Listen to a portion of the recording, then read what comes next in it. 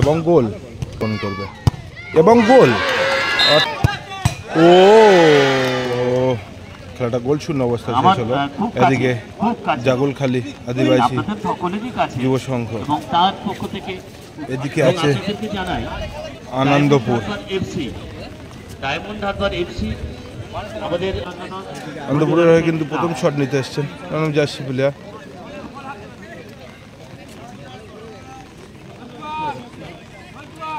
First shot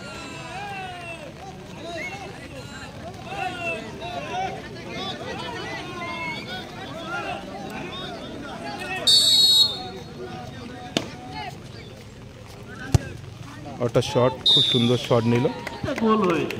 তারা বলছিল মাথা কামানোর দরকার নেই। আপনাদের খুশির খবর আরো জানি, রবীন বলদে জলখালি নবদিগন্ত সংঘের হয়ে প্রথম শট নিতে এসছেন রাহুল। এবং প্রেসিডেন্সি সংশোধনাগার, এখন আর জেল বলে না, 3 নম্বর জার্সি বলে, যেখানে গেলে মানুষ সংশোধন হয়ে জীবন কিন্তু ফিরে আসে। যে প্রেসিডেন্সি সংশোধনাগারের সুপার নবীন হুজুর কিছুক্ষণের মধ্যে আসবেন। হুজুর একটা হাততালি তার জন্য। তো প্রথম শট নিচ্ছেন রাহুল 3 নম্বর জার্সিতে এবং সুন্দর গোল। তো 2 নম্বর শট।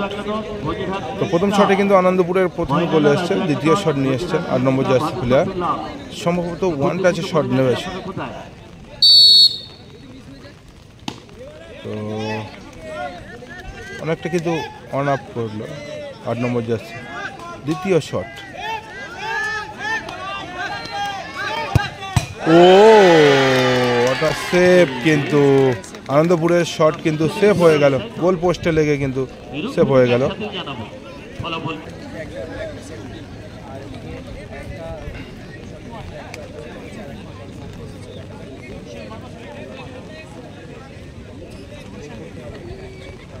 ঝড়খালির হয়ে দ্বিতীয় শট 9 নম্বর জার্সি, যদি গোল করতে পারে তাহলে কিন্তু 1 গোলে এগিয়ে থাকবে ঝড়খালি আদিবাসী নবজীবন সংঘ।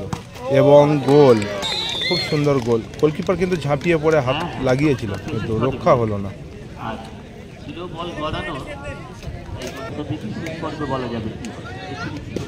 তো আনন্দপুরের 3 নম্বর শট, 3 নম্বর শট যদি সেভ করতে পারে এবং গোল। তো 3 নম্বর শট,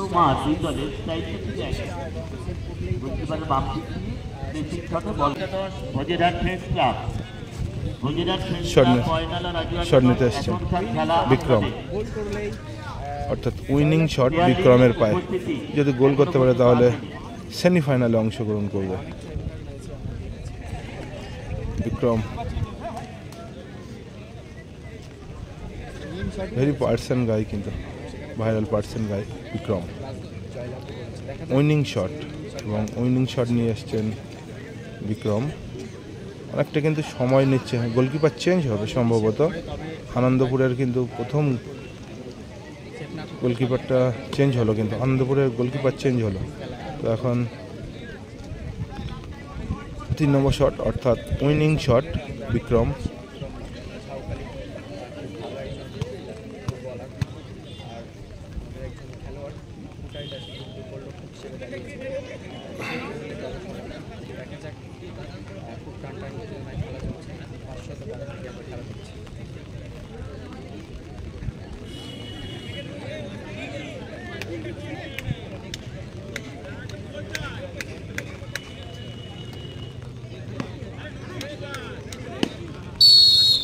তো উইনিং শট বিক্রম।